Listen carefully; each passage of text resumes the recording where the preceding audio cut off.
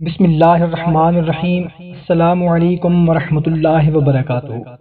محترم سامعین کرام، امید کرتے ہیں کہ آپ تمام احباب اللہ کے فضل و کرم سے خیریت سے ہوں گے اور رمضان المبارک کی رحمتیں برکتیں خوب سمیٹ رہے ہوں گے۔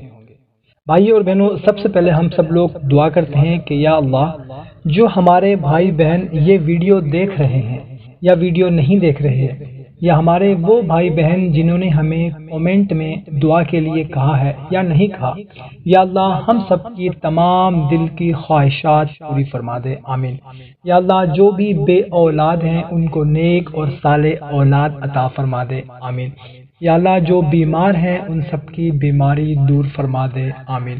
یا اللہ جو قرض میں مبتلا ہیں، جو رزق کی وجہ سے پریشان ہیں، یا اللہ ان سب کی جو بھی پریشانی ہے، جو بھی حاجات ہیں وہ سب پوری فرما دے، آمین۔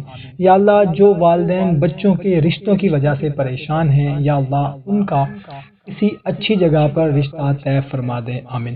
بھائیوں اور بہنوں، ماہ رمضان بڑی رحمتوں اور برکتوں والا مہینہ ہے۔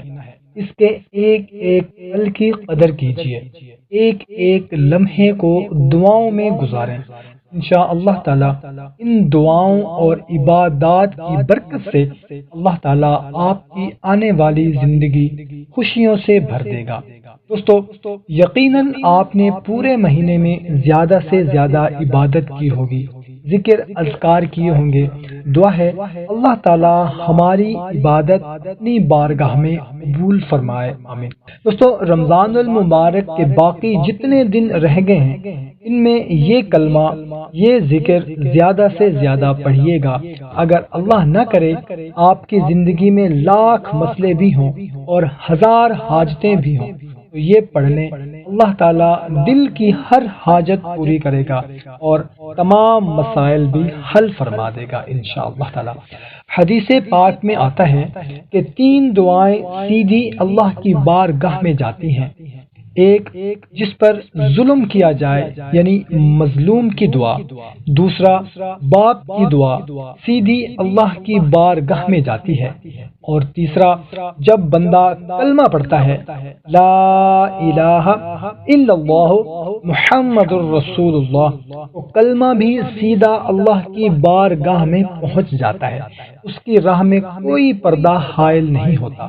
تو میرے بھائیوں اور میری بہنوں، کرنا آپ نے یہ ہے کہ ماہ رمضان کے جتنے بھی دن باقی رہ گئے ہیں اس میں اٹھتے بیٹھتے چلتے پھرتے آپ نے پہلا کلمہ لا الہ الا اللہ محمد الرسول اللہ پڑھتے رہنا ہے، اور رات کو جب سونے لگے تو اللہ کی بارگاہ میں اپنی حاجت کے لیے، اپنے مراد کے لیے، اپنے مقصد کے لیے، اپنی پریشانی کے لیے، اپنے مسائل کے لیے دعا کرنی ہے۔ انشاءاللہ تعالی آپ خود دیکھیں گے، آپ کی آنکھوں کے سامنے آپ کے مسئلے حل ہوتے جائیں گے انشاءاللہ۔ دوستو، یہ بہت ہی طاقتور عمل ہے، اسے ضرور کریں، کسی بھی مسئلے کے لیے کر کے دیکھیں، زندگی بھر دعائیں دیں گے انشاءاللہ تعالی، اور اس کو اپنی زندگی کا معمول بنا لیں۔ کلمہ طیبہ ہر وقت ہماری زبان پر رہے، انشاءاللہ تعالی پھر کبھی ہماری زندگی میں کوئی بھی پریشانی نہیں آئے گی۔ میرے بھائیوں اور بہنوں، اچھی بات کو دوسروں تک صدقہ جاریہ سمجھ کر لازمی پہنچایا کریں، کیا پتہ آپ کا یہ عمل اللہ کو پسند آ جائے اور ہماری پریشانی دور ہو جائے۔